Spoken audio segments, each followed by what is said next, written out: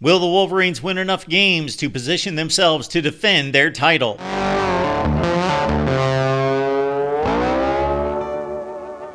A much different look for Michigan's scheduling in 2024 with a few additions from the Pac-12, of course, on the schedule, minus Penn State. No Penn State on the schedule for the Wolverines as they look to defend their national championship. Welcome to the Voice of College Football, best in discussion, debate, and analysis. Join us live every Tuesday and Thursday night right here on the Michigan Channel, 8 o'clock Eastern Time. Bring your comments and questions. We are running through teams across the country and win probabilities as we look over the schedule. Let's check out the defending national champions.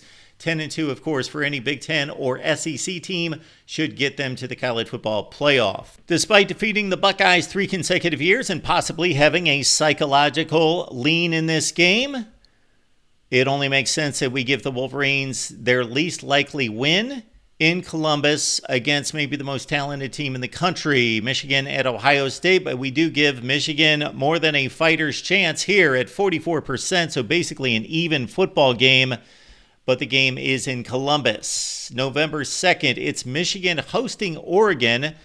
The Ducks, according to Vegas and others, have basically become a co-favorite with Ohio State in the Big Ten. This will be an extremely interesting game. Dylan Gabriel and company coming to the Big House the first weekend of November. Give the Wolverines a 52% chance of winning, which basically means at this point in the game, I think the Ducks are a better football team slightly. But then once you make that cross-country trip to Ann Arbor, I give Michigan the slight lean in this one at 52%. Ditto Texas on September 7th. Now, this could be a situation where Texas gets the jump on Michigan with a veteran quarterback in Quinn Ewers, while Michigan is still figuring things out at that position. However, I do think that at this stage in the game, Oregon's a better football team, slightly better football team than Texas, oh so slightly. So give Michigan also a slightly better than 50-50 chance of defeating Texas on September 7th at the Big House. And now the percentages will go decidedly up, even though the trip to Seattle is a difficult one to make. The Huskies are not the team that went to the national championship and took on Michigan last year. New head coach, new coaching staff, new quarterback, 20 new starters by some counts. But again, Washington recruits well. They've got Jed Fish, who knows what he's doing, a veteran quarterback in Will Rogers, and a difficult venue at Husky Stadium. Give Michigan a similar chance against a USC at 62%, but that game's at home on September 14th. The Trojans will present a challenge.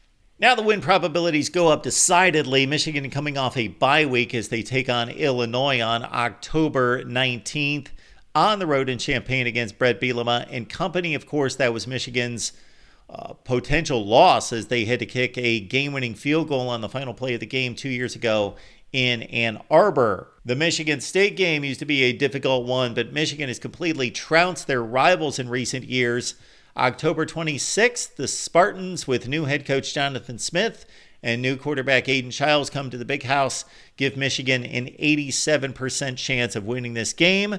We give them a similar chance against Northwestern on November 16th. That game is coming off a bye. We believe that at this point, based on what was proven by the Wildcats last year at 8-5 under David Braun, with one of the highest returning production rates of any team in the country, that this is a similar matchup than what Michigan has against Michigan State. However, they're coming off a bye week against Northwestern. Michigan, Minnesota get together on September 28th. That's at the Big House. Give Michigan an 89% chance of defeating PJ Fleck and company. Minnesota comes into this season with the lowest win total, according to Vegas, of any team in the Big Ten, including Indiana. And the Wolverines go to Bloomington to take on new head coach Curt Cignetti on November 9th. Give Michigan a 90% chance of winning this game, almost as high as taking on Fresno State. The Bulldogs have traditionally been one of the better teams out of the group of five in the Mountain West. That's, of course, the opener. And there is a surprise element to a certain extent. And Michigan, of course, having to break in a new quarterback, a new head coach, a new coaching staff, the whole deal against Fresno State. This will not necessarily be a cakewalk. the first day of the season. 2 weeks later, there is a cakewalk against Arkansas State. Butch Jones and company, September 14th, give Michigan a 98% chance of getting the job done against ASU. So if we simply go chalk, Michigan goes 11-1.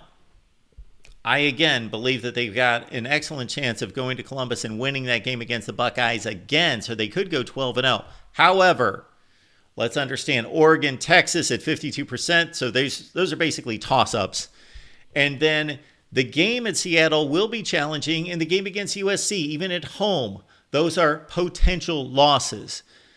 There's no way that this team is going to lose more than 5 games. That's if they lose to everybody that they could possibly lose to on this schedule. You draw your conclusions. We have yet to make our prediction. This is not a prediction, but it's a win probabilities rundown for every team in the country. We go Michigan again with the slight lean to Ohio State, but the slight lean to Michigan against the Ducks and the Longhorns. Your thoughts, your comments down below, right here at the Voice of College Football.